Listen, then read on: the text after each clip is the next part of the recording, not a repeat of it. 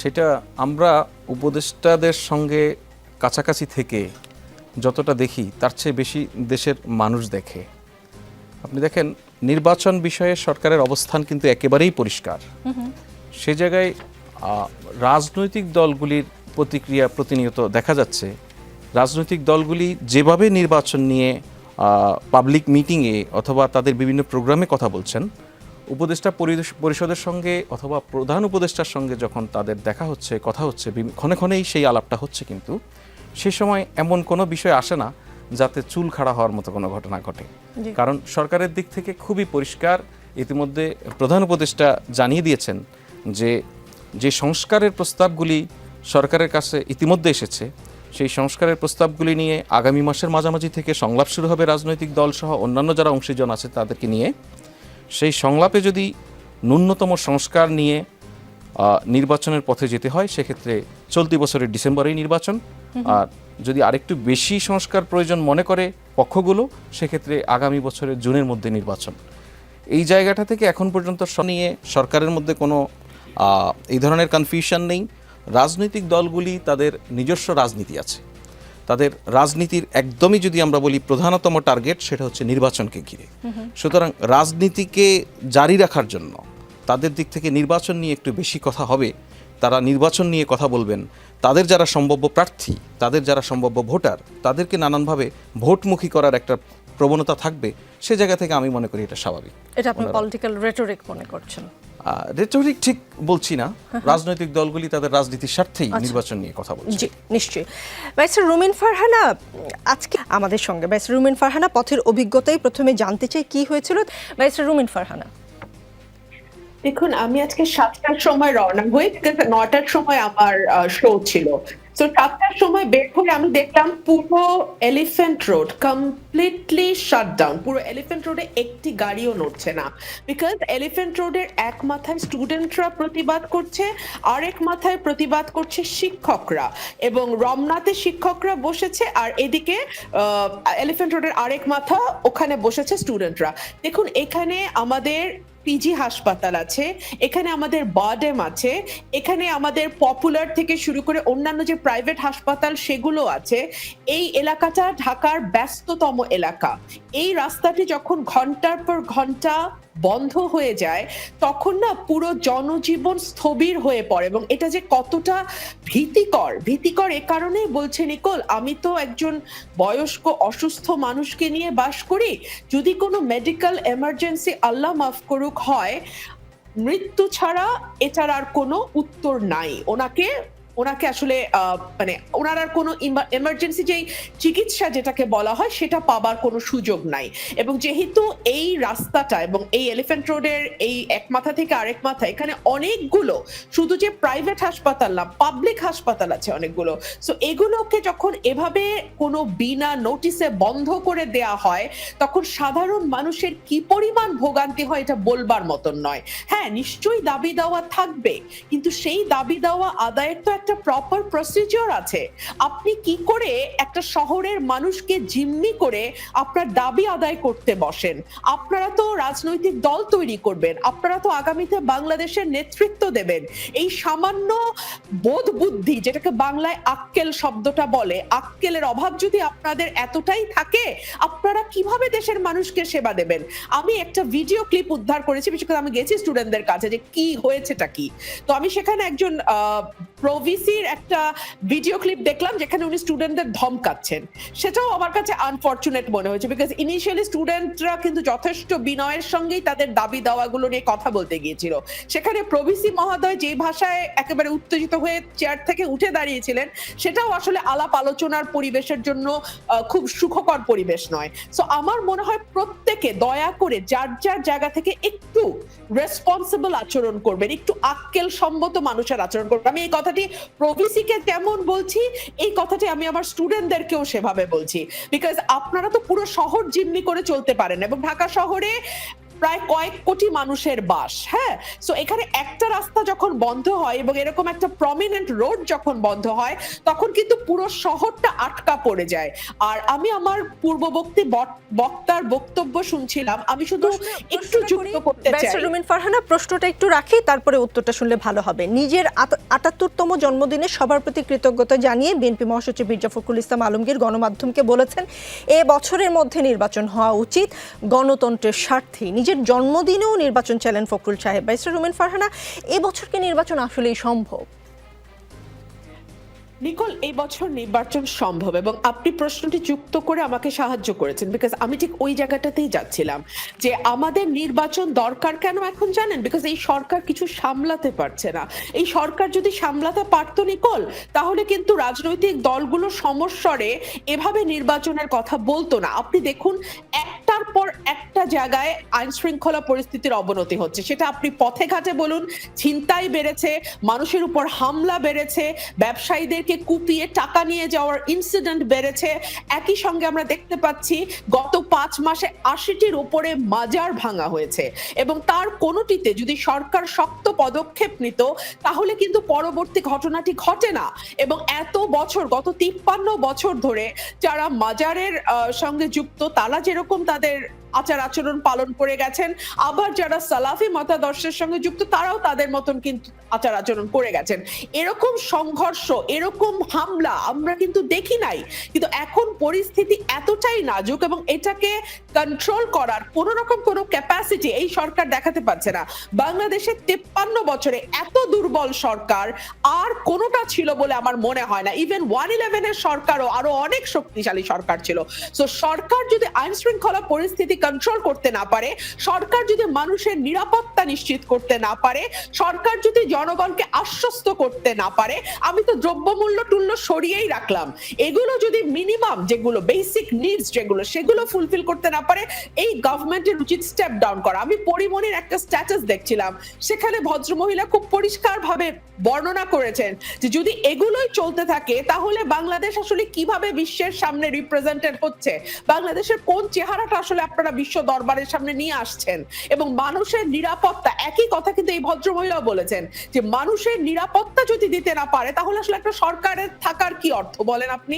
জি, barrister রুমিন ফারহানা, আসলে আলোচনাটা ছিল নির্বাচন নিয়ে। পরিমণির ইস্যু যেহেতু আপনি তুললেনই, আশরাফ কায়সার, প্রশ্নটা করেই ফেলতে চাই। চিত্রনায়িকা পরিমণি টাঙ্গাইলে অনুষ্ঠান করতে পারেননি, তারপর তিনি সামাজিক যোগাযোগ মাধ্যমে লিখলেন এদেশে সিনেমা বিনোদন সব বন্ধ করে দেওয়া হোক। এখন নাকি এখন হচ্ছে কোনটা, এই দায়ভার কিন্তু আমাদের সবার নিতে হবে, এরকম একটি স্ট্যাটাসে আরও কথা ছিল। এবং তার 16 ঘন্টা পর আমরা দেখলাম পুরনো মামলায় তার বিরুদ্ধে গ্রেফতারি পরোয়ানা জারি হয়েছে।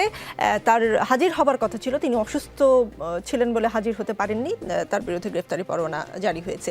আমাদের ভাবতে পারলে ভালো হতো যে এটি কাকতালীয়, দুটির মধ্যে যোগসূত্র নেই, কিন্তু যেভাবে ঘটলো, আমি পরিমণির স্ট্যাটাসটি পড়েছি এবং একজন শিল্পী যখন এরকম স্ট্যাটাস দেয় তখন কিন্তু রাষ্ট্রের ভাবনার সুযোগ রয়েছে।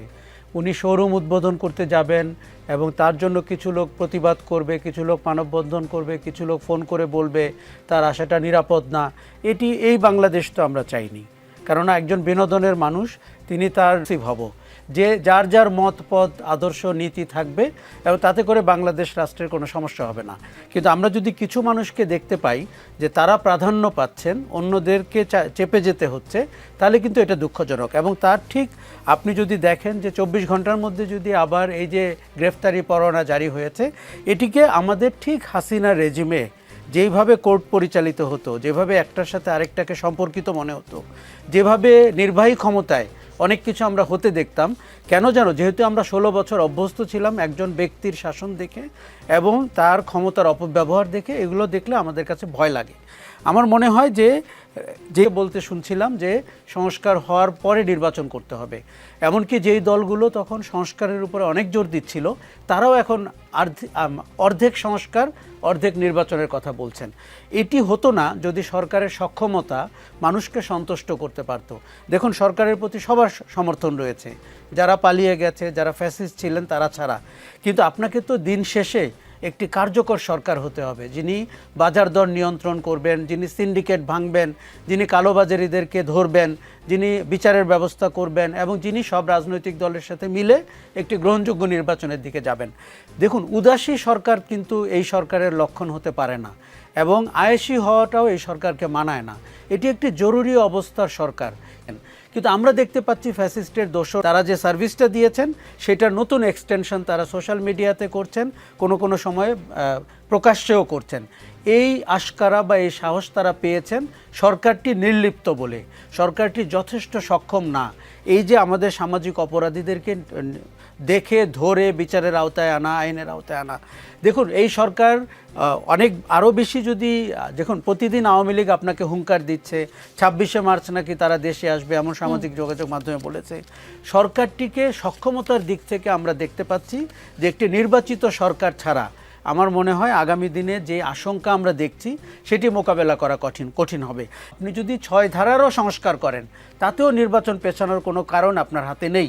কাজেই সরকারটিকে দেখুন, আমি নিশ্চিতভাবে জানি প্রফেসর ইউনূস একটি সময়কাল বলেছেন ডিসেম্বর কিংবা জুন, এই সময়কাল থেকে উনি ব্যক্তিগতভাবে সরেননি, কিন্তু প্রতিদিন তো আপনার পরিস্থিতি চেঞ্জ হচ্ছে। পরিবর্তিত পরিস্থিতিতে মানুষের ভেতরে যদি আপনার নির্বাচনের আকাঙ্ক্ষা জেগে ওঠে আপনার সেটিকে শ্রদ্ধা করতে হবে। রাজনৈতিক দলগুলো যে নির্বাচনের জন্য অবস্থান থেকে অনেকখানি এগিয়ে আসতে হবে যাতে করে এই বছরের মধ্যে আমরা একটি নির্বাচন দেখতে পাই। অ্যাক্টিভ হওয়া উচিত, সেখানে তেমনটা অ্যাক্টিভ নন সেটা তাদের কথায় বোঝা গেল। সাংবাদিক মাসুদ কামাল বলছেন সরকারের একজন উপদেষ্টা তাকে ওনাকে উজিরে খামোখা আখ্যায়িত করে তার মানসিক অবস্থা নিয়েও সন্দেহ প্রকাশ করেছেন এবং বলেছেন তার বক্তব্যের কারণেই সরকার নিরপেক্ষ নয় বলে প্রমাণিত হয়েছে। তিনি উপদেষ্টা মাহফুজ আলমের কথা বলেছেন। উপদেষ্টা মাহফুজ আলম বলেছেন যারা বাংলাদেশপন্থী কেবল তারাই নির্বাচন করতে পারবে, যারা এই দেশের থাকবেন তারা বাংলাদেশপন্থীরাই কেবল এই দেশে থাকতে পারবেন। এবং তাতে করে সাংবাদিক মাসুদ কামাল বলছেন যে যে বিভাজনের কথা বলা হচ্ছে এই বিভাজন তো এই গণ অভ্যুত্থানের স্পিরিট ছিল না, স্পিরিটের সঙ্গে যায় না। বাংলাদেশপন্থীর সংজ্ঞাটা কি? বাংলাদেশের স্বার্থকে রক্ষা করবে, বাংলাদেশের মানুষ, বাংলাদেশের টেরিটরি, বাংলাদেশের স্বাধীনতা সার্বভৌমত্বের প্রতি কমিটেড যারা, তারাই বাংলাদেশপন্থী। বাংলাদেশপন্থীরা বাংলাদেশে নির্বাচন করতে পারবে এবং বাংলাদেশপন্থী যারা নয় তারা বাংলাদেশে নির্বাচন করতে পারবে না, ভোটের রাজনীতি করতে পারবে না। এটা খুব সিম্পল হিসাব। এইখানে কিভাবে মাহফুজ আলমের যে বক্তব্য তার বিরোধিতা করা যায় সেটা আমি খুঁজে পাই না। এবারের যে আন্দোলন, এবারের আন্দোলনে একটা গুরুত্বপূর্ণ শক্তিশালী স্লোগান ছিল দিল্লি না ঢাকা, ঢাকা ঢাকা। এই স্লোগানের মধ্য দিয়ে বাংলাদেশের মানুষেরা, বাংলাদেশের ছাত্র তরুণরা তারা বাংলাদেশের রাজনীতিতে তাকে সে হতে পারে না, অংশগ্রহণ করতে পারে না, বাংলাদেশপন্থীই হতে হবে। এটা হলো মূল জায়গা। আমি যে কথাটা বলছিলাম সেটা দেখেন, এই 16টা বছর ধরে শেখ হাসিনা যে শাসন এখানে চালালেন, তিনি বললেন যে ভারতকে যা দিয়েছি ভারত তা আজীবন মনে রাখবে। এবং আর একটা জিনিস ঘটলো যে বাংলাদেশে তিনি যখন হাজারের উপরে খুন করে যখন তিনি পালালেন কিন্তু এই ভারতেই, এবং সে ভারত তাকে কিন্তু এখনো পর্যন্ত তার নিরাপত্তা বলেন, তার থাকার জায়গা বলেন, সব কিছু কিন্তু ম্যানেজ করতেছে ভারত সরকার বা ভারতের যে রাজনৈতিক নেতৃবৃন্দ আছেন তারা তার ব্যাপারে একমত হয়ে গেছে। এই যে জায়গাটি আছে, এই জায়গাটিতে কিন্তু এবারের আন্দোলন কিন্তু এই আওয়ামী লীগ যে সরকার তারা যে ভারতের সাথে এত ওতপ্রোত একটা সম্পর্ক মেনটেন করে চলেছে, বাংলাদেশের ক্ষেত্রে তারা যে বাংলাদেশের স্বার্থকে রক্ষা করে নেই, এটা অনেকগুলো চুক্তি আছে, সেগুলোর দিকেও দেখা যায়। আবার স্বাভাবিকভাবে বাংলাদেশের রাজনীতিতে ভারতের যে অযাচিত হস্তক্ষেপগুলো ছিল 14, 18 বা 24-এর যে নির্বাচনগুলো হয়েছে তাতে এই আওয়ামী লীগ যে বাংলাদেশে একটা স্বৈরতন্ত্র কায়েম করলো, ফেসিবাদ কায়েম করলো, ভোট ছাড়া নির্বাচন করলো, সব কিছুর একনিষ্ঠ সমর্থক ছিল ভারত। এই সব কিছুর বিরুদ্ধে কিন্তু মানুষের একটা ক্ষোভের উদ্গীরণ ছিল এই আন্দোলনের সময়টাতে। সেই জায়গা থেকে কিন্তু মানুষেরা স্লোগান দিয়েছে দিল্লি না ঢাকা, ঢাকা ঢাকা। এই স্লোগানকে তো আপনারা এই সময়টাতে মুছে ফেলতে পারবেন না। এই স্লোগানের তো দাবি এটা যে বাংলাদেশপন্থীরাই বাংলাদেশে নির্বাচন করবে, এবং সে বাংলাদেশপন্থীদের জায়গা থেকে মাহফুজ আলম কিন্তু এই কথাটা বলেছেন, বিএনপি জামাতের কথা বলেছেন। কারণ এই সময় পুলিশকে লাঠিপেটা করতে দেখা গেছে, এতে এক নারী সহ 6 জন আহত হয়েছেন। আজকে শাহবাগ থানার সামনে এই ঘটনা ঘটে। এটা সরকারের আসলে কেমন আচরণ বা কার মতো আচরণ যদি বলি? এটার বিষয়েও আপনারা মনে করবেন যে এখন এটা দরকার নেই, এটা এক ধরনের আমি মনে করি সাংঘর্ষিক মনোভাব। তারপরেও এই সরকার দায়িত্ব গ্রহণের পর থেকে অন্তর্বর্তীকালীন সরকার যে কদিন এই 5 মাস পার করলো ক্ষমতায়, আপনি দেখুন শত শত দাবি দেওয়া নিয়ে মানুষ রাস্তায় আসছে। এর মধ্যে অনেক ন্যায্য দাবি আছে, নিঃসন্দেহে মানুষ গত 16 বছর তার দাবি দেওয়া নিয়ে সামনে আসতে পারেনি, সেই মানুষগুলি আসছে। আবার অনেক সুপরিকল্পিত দাবি দেওয়ার নামে এক ধরনের বিশৃঙ্খলা তৈরির চেষ্টা আমরা দেখেছি। এখন বারবার করে সরকারের পক্ষ থেকে বলা হয়েছে যে আপনাদের যে ন্যায্য দাবি দেওয়াগুলি আছে সেগুলি মানুষের, যেটা রুমিন ফারহানা আপা বলছিলেন যে রাস্তাঘাট সব বন্ধ করে দিয়ে, হসপিটালের রাস্তা বন্ধ করে দিয়ে, এটা তো হতে পারে না। বারবার এভাবে বন্ধ না করে দিয়ে আপনাদের যে ন্যায্য দাবি দেওয়া তা সঠিক চ্যানেলের মাধ্যমে পৌঁছান, সরকার আপনাদের ন্যায্য দাবি দেওয়ার বিষয়ে আন্তরিক। এইটা কিন্তু আপনি যখন এই জায়গাগুলিতে বারবার খুব নরম স্বরে এই জায়গাটা বলা হচ্ছে, ইতিবাচক ভঙ্গিতে বলা হচ্ছে, সেটা আবার কেউ সরকারের খুব দুর্বল, সরকার অনেক দুর্বল, সরকার কঠোর হতে পারছে না, এভাবেও আখ্যায়িত করছে। সব বাস্তবতাই আছে। কিন্তু এই যে শিক্ষকদের, কখনো ছাত্রদের, কখনো রিক্সা শ্রমিক, কখনো আনসার, বিভিন্ন ফর্মে নানানজন আন্দোলন করে রাস্তা বন্ধ করে দিচ্ছে। একই সঙ্গে কিন্তু সরকারের এই দায়িত্ব যে জনগণের যান চলাচল নিশ্চিত করার জন্য পথঘাট খোলা রাখা, সেটা আপনি একটা পর্যায়ের কথা বলছেন লাঠিচার্জের যেই ফর্ম, সেটা কোন জায়গা থেকে শুরু হয়? স্বাভাবিকভাবে বোঝানো হয়েছে, আপনারা সারাদিন খবরে দেখিয়েছেন, স্বাভাবিকভাবে বোঝানো হয়েছে, সেটা হয়নি, কাজ করেনি, তারপর পুলিশ কঠোর হয়েছে। এখন এই কঠোর হওয়ার ক্ষেত্রে আমরা মনে করি সরকারের পক্ষ থেকে খুবই আন্তরিক যে এই কঠোর হওয়ার পদ্ধতিটাতে পরিবর্তন আসা জরুরি। সেই পরিবর্তন আসা জরুরি জন্যই পুলিশের একটা রিফর্ম দরকার। পুলিশ এভাবে কিভাবে মব কন্ট্রোল করবে, কিভাবে রায়ট কন্ট্রোল করবে, সেই জায়গাগুলিতে নতুন করে প্রশিক্ষণেরও কোনো ক্ষেত্রে দরকার হতে পারে। সেই জায়গাগুলিতে সময় দিতে হবে, সেই জায়গাগুলিতে আইন কানুন সংস্কার করে সেই জায়গাগুলি নিশ্চিত করতে হবে, সেই জায়গাটা আসতে হবে। তবে আওয়ামী লীগ নেতাকর্মী ও তাদের দোসরদের কতটা উৎসাহিত ও বেপরোয়া করে তুলতে পারে তার কিছুটা প্রমাণ আমরা গত কয়েকদিন পেয়েছি। গত দুদিন ফেসবুক ছেয়ে গিয়েছিল ডক্টর মোহাম্মদ ইউনূস উপদেষ্টা ও ছাত্র নেতাদের পলায়নের গুজবে। এই গুজব বিশ্বাস করি বিএনপি ষড়যন্ত্র বা 111 ধরনের কিছুতে আগ্রহী নয়। ছাত্র নেতারা সরকারে থাকা অবস্থায় কোনো রাজনৈতিক দল গঠন করছেন না বা ওতে যোগ দিতে যাচ্ছেন না। জুলাই ঘোষণাপত্র হবে একটি রাজনৈতিক দলিল এবং এসেও অনাগ্রহী নন। এর ধরন ও ফর্মুলা আলোচনা সাপেক্ষ, তাই বিরোধের কোনো কারণ নেই। সবাইকে বরং বুঝতে হবে ঐক্য ছাড়া আমাদের বিকল্প নেই। আক্তার, বিএনপি ও ছাত্র নেতাদের দূরত্ব ঠিক কতখানি বেড়েছে যে উপদেষ্টা আসিফ নজরুল বাংলাদেশের রাজনীতিতে তার মন্তব্য তিনি করে আসছেন এবং তিনি সরকারে আছেন, এখন গুরুত্বপূর্ণ একটি দায়িত্ব তিনি পালন করছেন। তার জায়গা থেকে ছাত্ররা এবং বিএনপি তাদের মাঝে যাতে কোনো ভুল বোঝাবুঝি তৈরি না হয় সেই জায়গা থেকে তিনি গুরুত্ব আরোপ করার চেষ্টা করেছেন। আমরা মোটা থেকে যেটা মনে করি, বিএনপি বা ছাত্র নেতারা যারা আছে তাদের মধ্যে কিন্তু বড় বড় জায়গাগুলোতে খুব বেশি ফারাক নেই। অর্থাৎ বাংলাদেশে ফেসিবাদী শাসন যেন আর ফিরে না আসে, এ ব্যাপারে তো বিএনপিও একমত, ছাত্ররা যারা আছে তারাও একমত, তরুণরা যারা আছে আমরাও একমত এই জায়গাটাতে। এবং ব্যাপারটা হলো তাহলে আসলে দূরত্বের জায়গাগুলো কোন জায়গায় তৈরি হয়? এই যে একটা জায়গায় দূরত্ব মনে হয় কিছুটা তৈরি হয়েছে, সেটা হলো আসলে নির্বাচনের যে বিষয়টা, এটা এই যে সরকারটাকে এখন তত্ত্বাবধায়ক সরকারের মতো করে বলা হচ্ছে, মেজর হাফিজ আজকে এটা বলেছেন। আমরা সে জায়গায় যেটা মনে করি যে বর্তমান সরকারটা কিন্তু তত্ত্বাবধায়ক সরকার না। তত্ত্বাবধায়ক সরকার আসে, তার একমাত্র দায়িত্ব থাকে শুধুমাত্র একটি নির্বাচন করিয়ে দিয়ে যাওয়া। কিন্তু গণঅভ্যুত্থানের প্রেক্ষাপটে যে সরকারটি বাংলাদেশে গঠিত হয়েছে, এই অন্তর্বর্তীকালীন সরকারের দায়িত্ব শুধুমাত্র নির্বাচন করা নয়। এটাই মনে হয় একটা মতপার্থক্যের জায়গা তৈরি হয়েছে। সেটা হলো আমরা যারা তরুণরা আছি আমরা কিন্তু বরাবর বলছি যে এই সরকারকে বিরোধের জায়গা থাকবে। আপনার কি মনে হয় যে আপনাদের দলের নাসিরউদ্দিন পাটোয়ারির ওই বক্তব্যের পর দূরত্বটা বেড়েছে? মানে মুজিববাদের কথা আপনারা বলছিলেন, নতুন করে যখন জিয়াবাদ যুক্ত করলেন তখনই আসলে দূরত্বটা তৈরি হলো। জিয়াবাদের কথা তো আমি বিএনপি নেতাদের মুখেই কখনো শুনিনি, আপনারা ওটা কোত্থেকে আবিষ্কার করলেন? আচ্ছা, মুজিববাদের ব্যাপারে তো এটা বাংলাদেশের সুবিদিত যে বাংলাদেশের যে রাজনীতি, বাংলাদেশের রাজনৈতিক কালচার সব কিছুকে ধ্বংস করবার মূলে ছিল মুজিববাদ। এই ব্যাপারে কারো কোনো আপত্তির জায়গা নেই এবং এটা তারা যারা মুজিববাদী তারা এটা প্রাউডলি তারা মুজিববাদী নিজেদেরকে বলতেও তারা স্বাচ্ছন্দ্য বোধ করেন আসলে। এবং সে জায়গা আমাদের একটা বিরোধিতার জায়গা এবং আমরা এটা স্পষ্ট করেছি। সে জায়গায় উনি যে জিয়াবাদের কথা বলেছেন, আমি যতটুকু বুঝি তার সাথে কথাবার্তার মধ্য থেকে উনি এটা রূপকার্থে বলেছেন। অর্থাৎ বাংলাদেশে একটা সময় পর্যন্ত সবগুলো জায়গায়, জেলা সদরগুলো বলেন, উপজেলা লেভেল পর্যন্ত বলেন, সব জায়গায় একজন ব্যক্তির স্থাপত্য দাঁড়িয়ে গিয়েছিল, শেখ মুজিবের। এখন সে জায়গায় নতুন করে জিয়াউর রহমানের মূর্তি দাঁড় করে যদি দেওয়া হয়, এইরকম একটা জায়গা থেকে তিনি রূপকার্থে কথাটা বলেছেন। মানে সামনের দিনে এরকমটা যাতে না হয়, ভবিষ্যতের ক্ষেত্রে ভবিষ্যৎবাণী থেকে তিনি এই কথাটা বলেছেন। এবং এই জায়গাটাতে শুধু নয়, আমাদের কাছে যেটা মনে হয় সেটা হলো যে বিশেষত যখন ওই নির্বাচন এবং নির্বাচনের আগে প্রয়োজনীয় সংস্কার, এই জায়গাটি নিয়ে আমাদের একটা বিরোধের জায়গা চলছে। আমাদের আর একটা জায়গায় চলছে, সেটা হলো যে আমরা নতুন একটা সংবিধান প্রত্যাশা করছি, বাংলাদেশের মানুষেরা, কিন্তু বিএনপির পক্ষ থেকে শুধু সংবিধান সংস্কারের কথাটা বলা হচ্ছে। আমরা আবার এই জায়গায় বলেছি যে নতুন একটা সংবিধান যখন হয়, সামনের যে নির্বাচনটা হবে সেটা যেন একটা গণপরিষদ নির্বাচন হয়, কিন্তু বিএনপির পক্ষ থেকে শুধু আইনসভা নির্বাচনের কথা বলা হচ্ছে। এই যে দূরত্বটা আছে, আমরা এটা মনে করি যেটা এছাড়া আওয়ামী লীগকে নির্বাচনে অংশগ্রহণ করতে দেয়া না দিয়েও বিরোধ আছে। বিরোধ তো অনেক জায়গায়, এই জায়গাগুলোতে কিছু বিরোধের জায়গা আছে। খুব বড় বড় এবং খুব বেশ গুরুত্বপূর্ণ পয়েন্টে আসলে আপনাদের বিরোধের জায়গা আছে। ব্যারিস্টার রুমিন ফারহানা, আসিফ নজরুল, উপদেষ্টা আসিফ নজরুল যে ফেসবুক স্ট্যাটাস দিয়েছেন সেটা তো আমি কিছুটা পড়েই শোনালাম। তিনি যেটা লিখেছেন, আইন উপদেষ্টা আসিফ নজরুল তার পোস্টে লিখেছেন যে বিএনপি ও ছাত্র নেতারা নির্বাচন কেন্দ্রিক বৃহত্তর সমঝোতার বিষয়েও অনাগ্রহী, এর ধরন ও ফর্মুলা আলোচনা সাপেক্ষ। জাতীয় নাগরিক কমিটি ও ছাত্ররা ফেব্রুয়ারির মধ্যে দল গঠন করতে যাচ্ছে, তারা দল গঠন করলে নির্বাচন কেন্দ্রিক সমঝোতা হওয়ার সম্ভাবনা কি আছে একটু?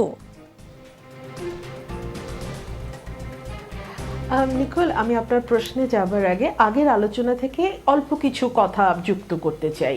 আমরা একটা স্ট্যাটাস নিয়ে আলোচনা করছিলাম যেখানে বলা হচ্ছে যে নির্বাচন শুধু তারাই করবে যারা বাংলাদেশপন্থী। এইটা আসলে কে যাচাই করবে যে কে বাংলাদেশপন্থী আর কে বাংলাদেশপন্থী নয়? ফর এক্সাম্পল, মিস্টার এ কে আমার মনে হয় পাকিস্তানপন্থী, মিস্টার বি কে মনে হয় ভারতপন্থী, মিস্টার সি কে মনে হয় চায়নাপন্থী, মিস্টার ডি কে মনে হয় আরবপন্থী, তো আফগানিস্তানপন্থী। সো আসলে এটা কে কোন পন্থী, এটা কে নির্ধারণ করবে? এক। দুই হচ্ছে এটা নির্ধারণের মাপ বা মানদণ্ডটা কি?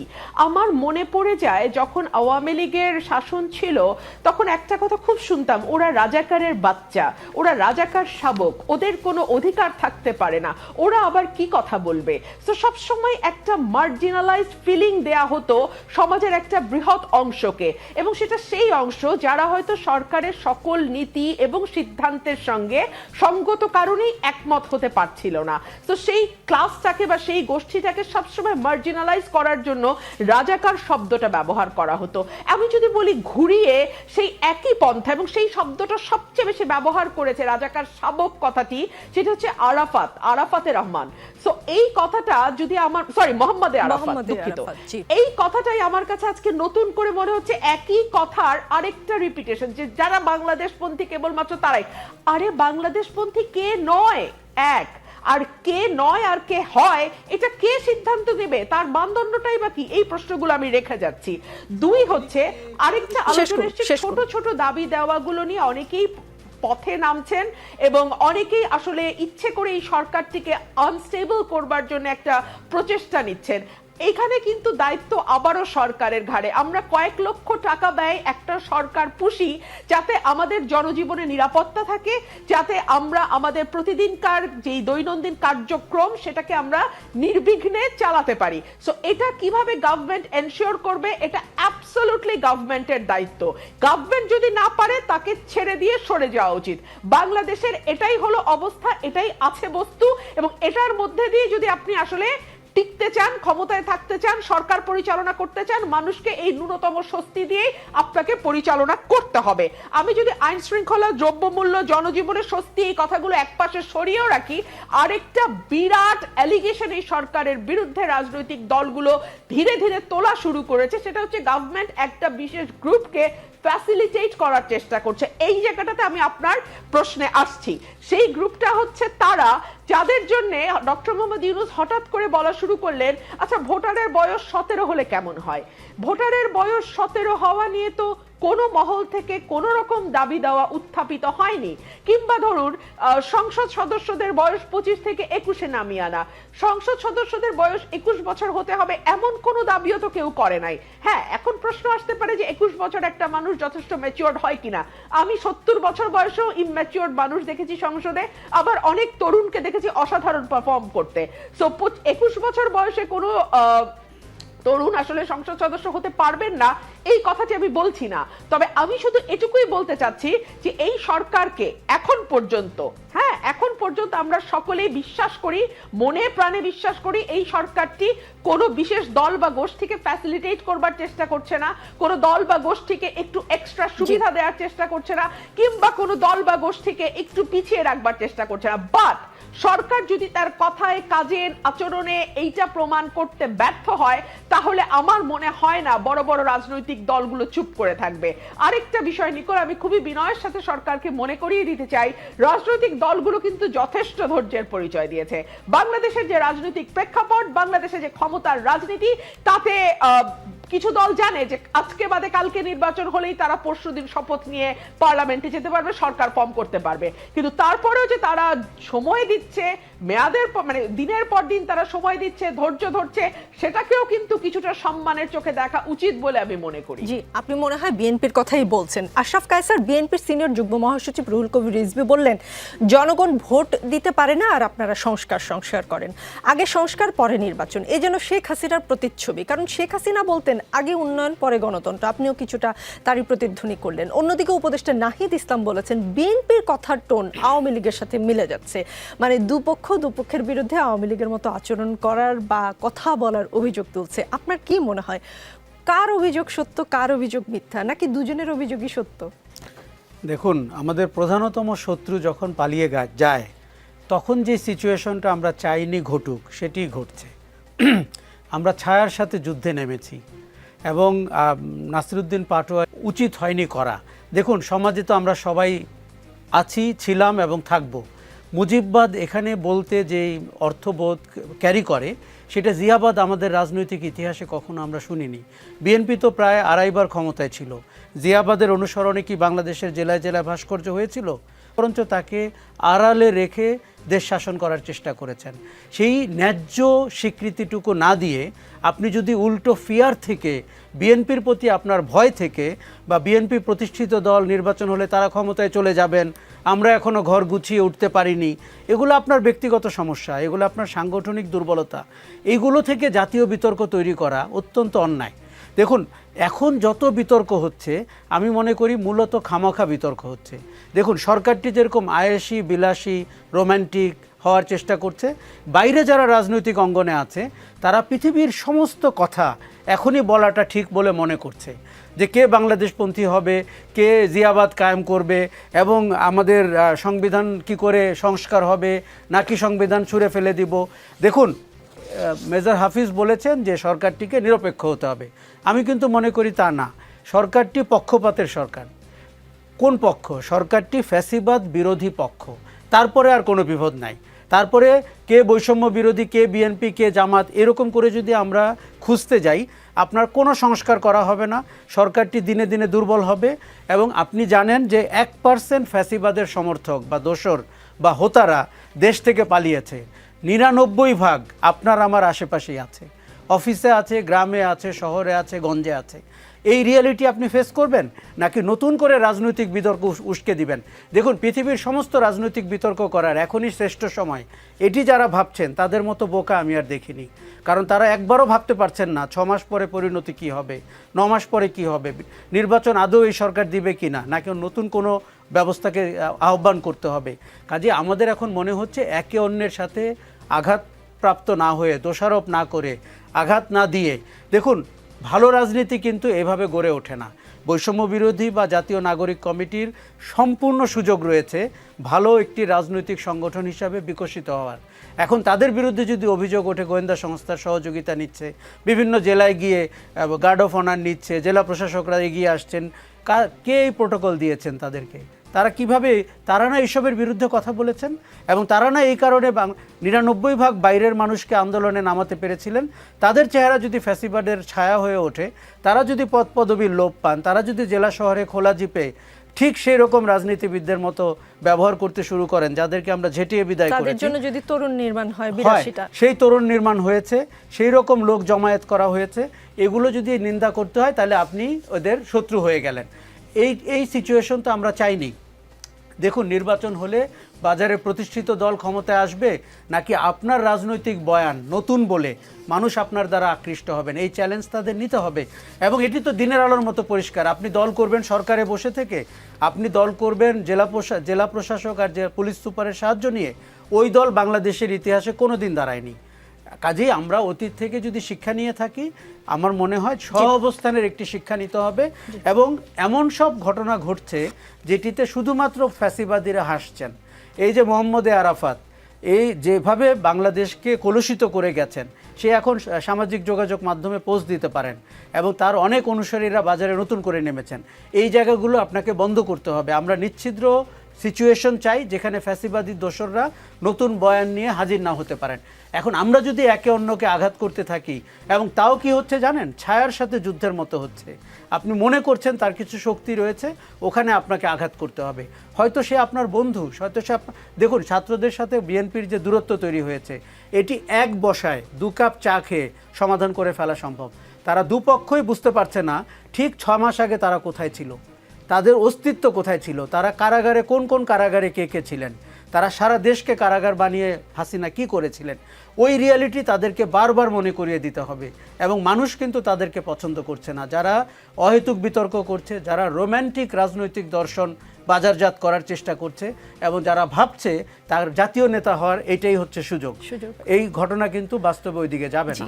আক্তার হোসেন, রংপুরে শহীদ আবু সাইদের কবর থেকে শুরু করে চট্টগ্রামের শহীদ ওয়াসিম আকরামের কবর পর্যন্ত পায়ে হেঁটে লং মার্চের মাধ্যমে আপনারা নতুন রাজনৈতিক দলের ঘোষণা দেওয়ার সিদ্ধান্ত নিয়েছেন। যতদূর জানতে পেরেছি, এই ফেব্রুয়ারিতে ডয়চে ভেলে বাংলার এক খবরে বলা হয়েছে যে দলটির প্রধান হিসেবে উপদেষ্টা নাহিদ ইসলামকে রাখা হতে পারে। এবং এরকম একটা প্রশ্ন ছিল ডয়চে ভেলের সাংবাদিকের, তার জবাবে নাগরিক কমিটির আহ্বায়ক নাসিরউদ্দিন পাটোয়ারি বিষয়টিকে পুরোপুরি অস্বীকারও করেননি, আবার স্বীকারও করে নেননি। আপনাদের দলের প্রধান কি হতে যাচ্ছে, দলের নাম কি হতে যাচ্ছে, এবং ঠিক কবে নাগাদ এই দলটি ঘোষণা করতে যাচ্ছেন? কিন্তু জিয়ারতের যে আইডিয়াটা, এটা একটা আইডিয়া হিসেবে আমাদের মধ্যে আছে, এখন পর্যন্ত স্থির কোনো কর্মসূচি হিসেবে এটা আসেনি। আবার একই সাথে আমরা এটা বলেছি, আমরা যেটা দেখি মানুষের মধ্যে, যে সরকারের যেসব উপদেষ্টারা আছেন তাদের মধ্যে থেকে কেউ কেউ আমাদের সাথে যদি এসে যুক্ত হন রাজনৈতিক দলে, সেক্ষেত্রে রাজনৈতিক দলের জন্য এটা ভালো হতে পারে, এরকম ধরনের অনেক আলাপ আমরা মানুষের মধ্যে শুনছি। এই আলাপগুলো এখন পর্যন্ত স্থির কোনো আলাপ নয়। এখনো পর্যন্ত আমরা কোনো ডিসিশনে যাইনি যে নাহিদ ইসলাম তিনি কি সরকারে থাকবেন কি থাকবেন না। কিন্তু তিনি যদি আমাদের দলে আসেন, তাহলে অবশ্যই তাকে সরকার ছেড়ে দিয়ে আসতে হবে। সরকারে থেকে কোনো উপদেষ্টা কোনো দলে তিনি থাকতে পারবেন না, এটা একটা স্থির বক্তব্য। কিন্তু এখনো পর্যন্ত আমরা আসলে ঠিক করতে পারিনি যে আসলে তিনি সেখানে থাকবেন কি থাকবেন না। এটা নিয়ে আমাদের মধ্যে একটা আলাপ আলোচনা চলছে, এখনো কোনো স্থির সিদ্ধান্ত আমাদের মধ্যে হয়। তিনি যদি দেখা যায় যে শেষ মুহূর্তে এসে আপনাদের দলে যোগ দিয়েছেন, এবং তার আগের সময় পর্যন্ত বিএনপির নেতারা যেটা বলার চেষ্টা করেন যে তিনি সরকারে থেকে আপনাদেরকে ব্যাকআপ দিচ্ছেন, তিনি বা যে ছাত্র উপদেষ্টারা আছেন তারা শেষ মুহূর্তে গিয়ে আপনাদের দলে যোগদান করলেন এবং তার আগে পর্যন্ত সাহায্য করলেন, সেইটা নিয়ে আপনারা মনে করেন না যে জবাবদিহিতার যেটা বলা হচ্ছে না? আমি এই জায়গাটাতে একটু বলি যে 16টা বছর ধরে বাংলাদেশে আমরা তো ছিলাম, ওই সময়টাতে দেখেছি কোনো বিরোধী পক্ষের রাজনীতিবিদ তারা কেউই সুষ্ঠু সুন্দরভাবে কোনো প্রোগ্রাম করতে পারতো না। কোনো একটা জায়গায় ঘরোয়াভাবে বসেছেন, সেখানেও আওয়ামী পুলিশ এবং তাদের গোয়েন্দা বাহিনীকে উঠায় নিয়ে চলে আসতো। এরকম একটা